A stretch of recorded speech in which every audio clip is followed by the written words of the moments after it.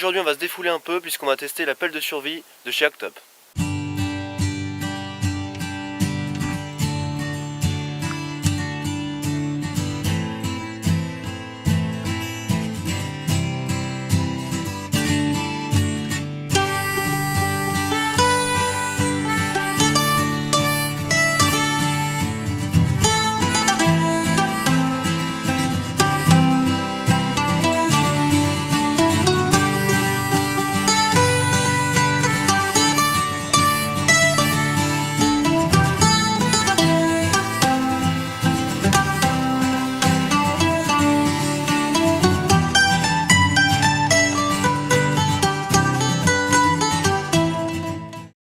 Donc cette pelle m'a été envoyée par mon partenaire Actop.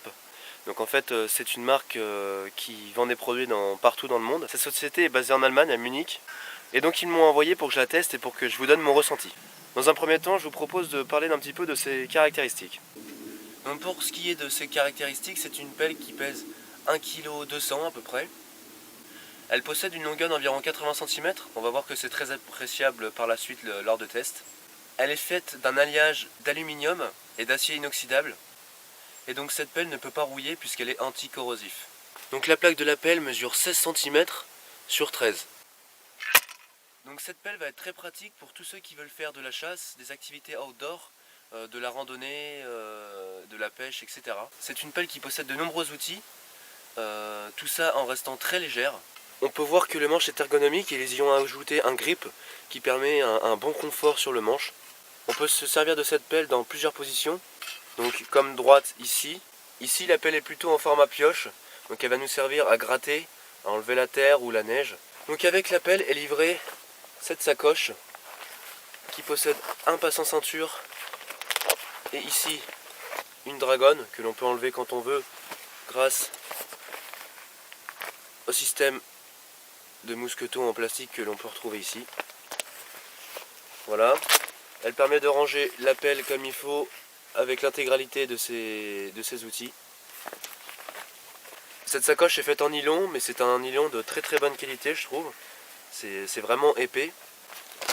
Et ici on peut retrouver un étui pour la plaque de la pelle qui va permettre à ne pas découper la sacoche qui est offerte.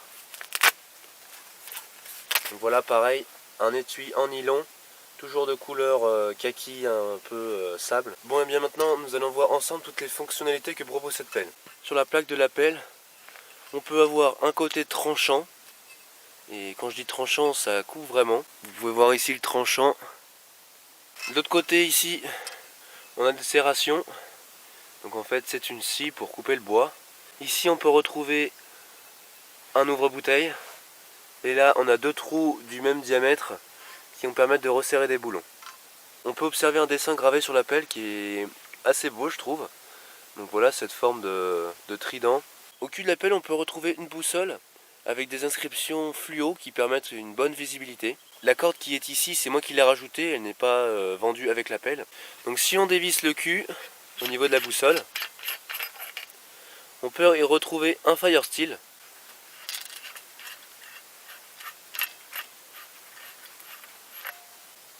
Et en fait, on rentre cette partie dans le sifflet et on obtient un tournevis soit cruciforme ou de l'autre côté un tournevis plat. Ensuite on dévisse la deuxième partie.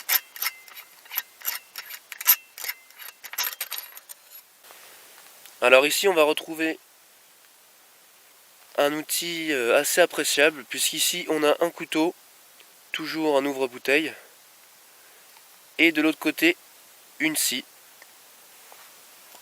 Donc voilà, donc c'est assez petit, hein, faut voir sur ma main.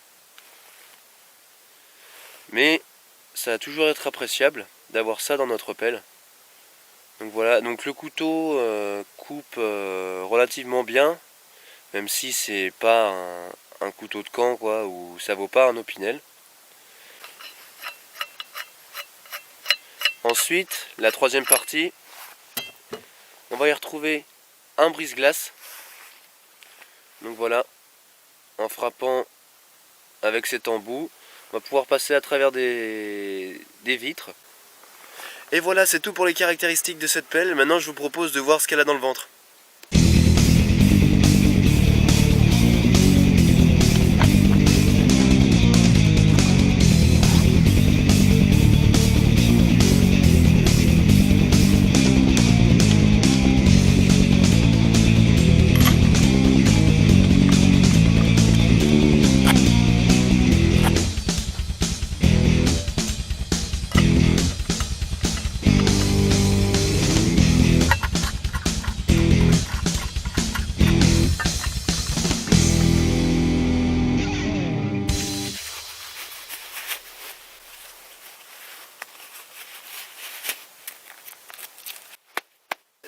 pour tester la pelle, ce que je vous propose premièrement, c'est de l'utiliser en fonction pelle, quoi. C'est un peu ça le principal de l'objet. Donc on va essayer ça tout de suite. Je pense que là c'est un gros test pour elle puisque le sol est très très gelé, c'est vraiment du béton. Donc voilà.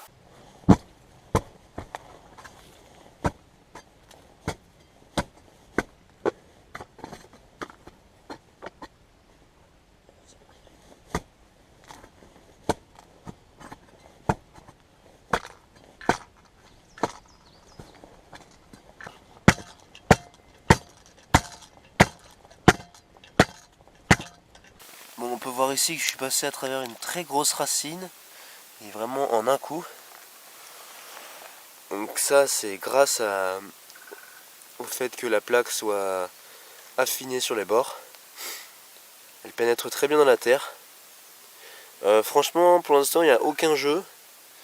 Elle me paraît très robuste. D'autant plus qu'ici, de toute façon, une fois chez nous, au pire, si elle commence à avoir du jeu, on peut toujours la resserrer.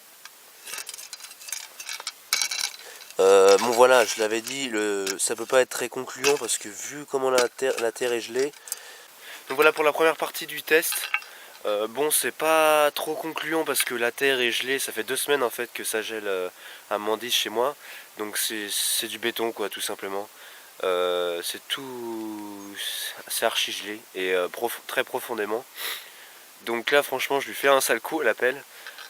Mais il n'y a aucun jeu en tout cas, j'ai frappé. Il n'y a pas de chips ni rien sur les tranchants. Elle résiste bien pour l'instant. Voilà, je l'ai essayé avec les deux positions. Cette position est assez confortable en fait, avec la longueur du manche, on arrive bien à dégager de la terre. Après voilà, faudrait que je la reteste avec de la terre un peu moins gelée pour voir ce que ça donne. Donc si j'en trouve un peu, je vous montrerai. Bon, maintenant ce que je vous propose, c'est d'aller couper un peu de bois avec cette pelle.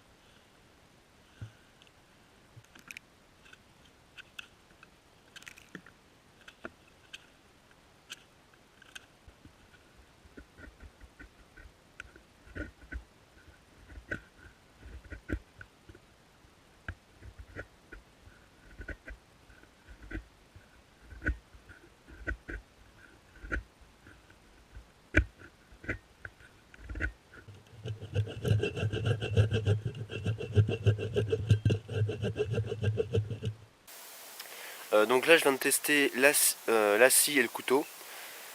Comme vous avez pu le voir sur les images, le couteau est ma foi assez efficace pour sa taille et tout. Je suis pas trop déçu par le couteau, je m'y attendais. Mais pour la scie, donc comme vous avez vu sur les images, on peut pas passer plus gros. On peut pas passer à travers plus gros avec cette scie que allez, un diamètre de 4 cm, 4-5 cm. Après ça fait trop gros. C'est déjà pas mal.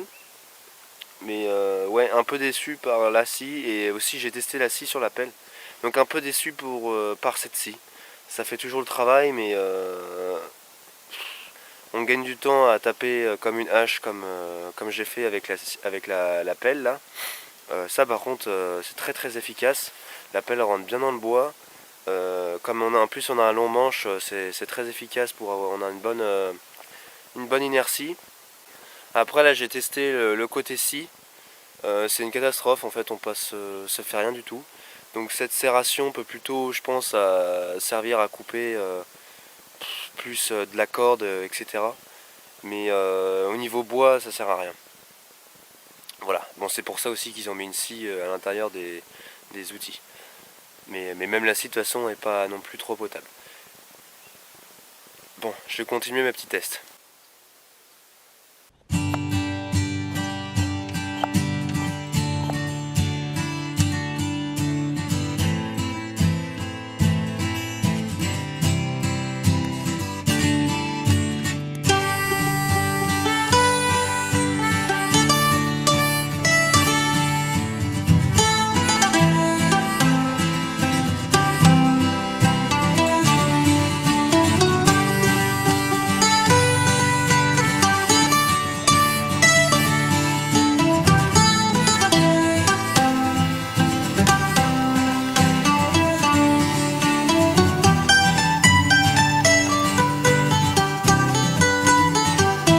Bon voilà, on vient de voir l'efficacité du Firesteel, même si c'est une toute petite barre, on peut venir très rapidement à pouvoir allumer un feu.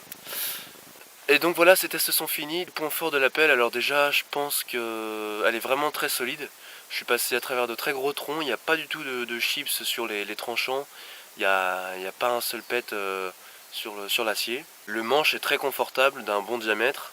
C'est vrai que la longueur est très appréciable. Le fait qu'il y ait plein d'outils permet vraiment de survivre en forêt, là comme on l'a vu, ça permet de faire un feu, de couper du bois, de s'orienter avec la boussole. On peut faire vraiment plein de choses. En point négatif, je dirais que en fait les parties viennent à se desserrer quelquefois, donc il faut bien les resserrer à chaque fois.